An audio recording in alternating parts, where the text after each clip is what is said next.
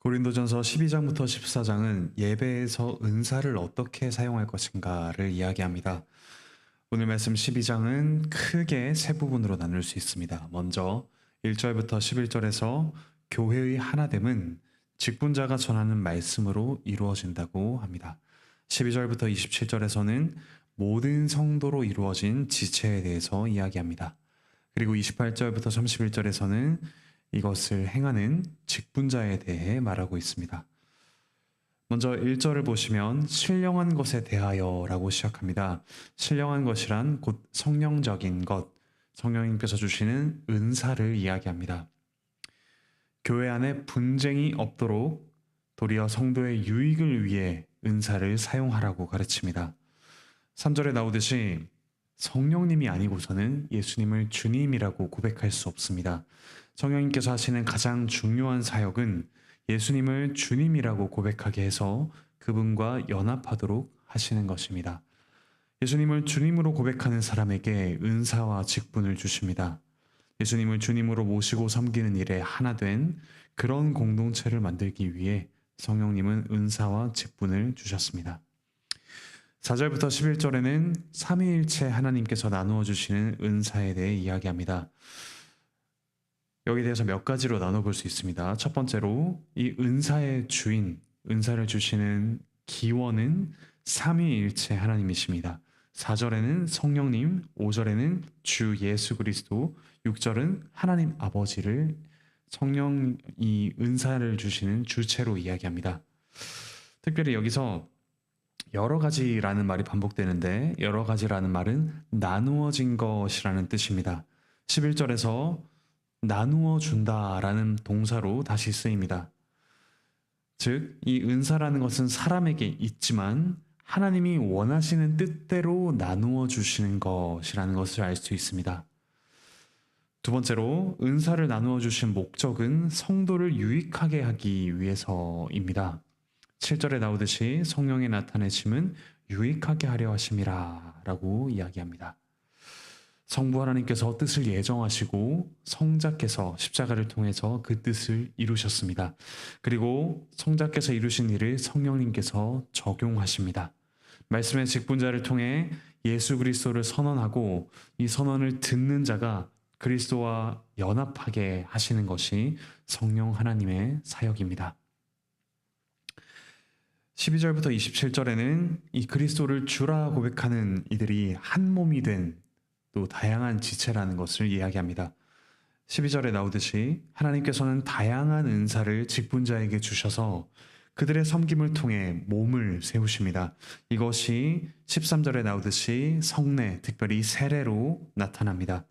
예수 그리스도의 이름으로 세례를 받을 때 성령님께서 일하셔서 그리스도와 연합하도록 역사하십니다.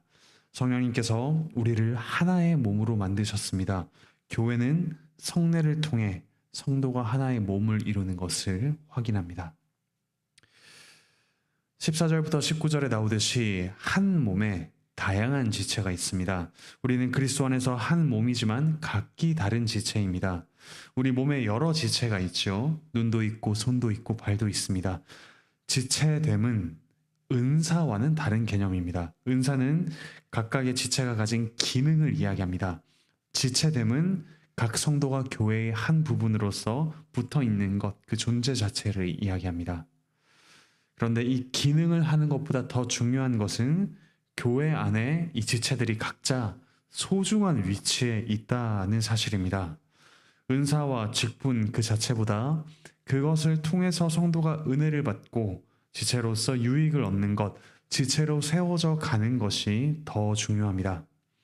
그리스도의 몸인 교회에서 성도는 각자의 기능이 있습니다. 모두가 이 교회를 대표로 섬기는 그런 은사를 가진 직분자는 아닙니다. 하지만 다른 모든 성도처럼 교회의 한 지체로서 분명히 각자가 맡은 기능이 있습니다. 전체를 위하여서 비록 작아 보이는 것일지라도 몸을 세우는 기능을 합니다. 어떤 성도가 어떤 기능을 하는가 그 쓸모를 따지기 전에 그리스도의 영광스러운 몸의 지체로 우리가 서로를 여기면 좋겠습니다. 20절에 교회에서 우리는 각자 다르지만 하나라는 사실을 이야기합니다. 내가 교회나 다른 성도로부터 저 다른 성도로부터 어떤 유익을 얻을 수 있을까라는 그런 관점으로 서로를 보는 것이 아니라 우리가 그리스도 안에서 하나가 되었다라는 사실에 더욱더 주목해야 합니다. 그러므로 우리는 삼위 하나님께서 나에게 주신 은사를 가지고 하나 된 이 지체들을 어떻게 돕고 그들에게 어떤 유익을 줄 것인가를 생각하는 것이 우리의 관심이 되어야 합니다. 세상의 기준으로 볼 때는 어쩌면 누군가는 더 중요해 보이고 누군가는 그렇지 않아 보일 수도 있습니다. 하지만 교회에서는 세상의 기준으로 볼 때 부족하고 연약해 보이는 사람을 더 귀하게 여깁니다. 그것이 또한 주님께서 더 쓸모 없어 보이는 우리를 소중히 여기시는 하나님 나라의 원리입니다. 그리고 그럴 때 교회에 분쟁이 없습니다. 능력이 많고 가진 것이 많은 사람을 대접하는 것은 하나님 나라의 원리가 아닙니다. 능력을 많이 가진 자는 도리어 뒤로 물러나고 부족하고 연약한 자를 덮어주면서 교회가 하나 됩니다. 교회는 한 몸이기 때문에 한 지체가 고난을 받으면 모두 같은 고통을 느낍니다.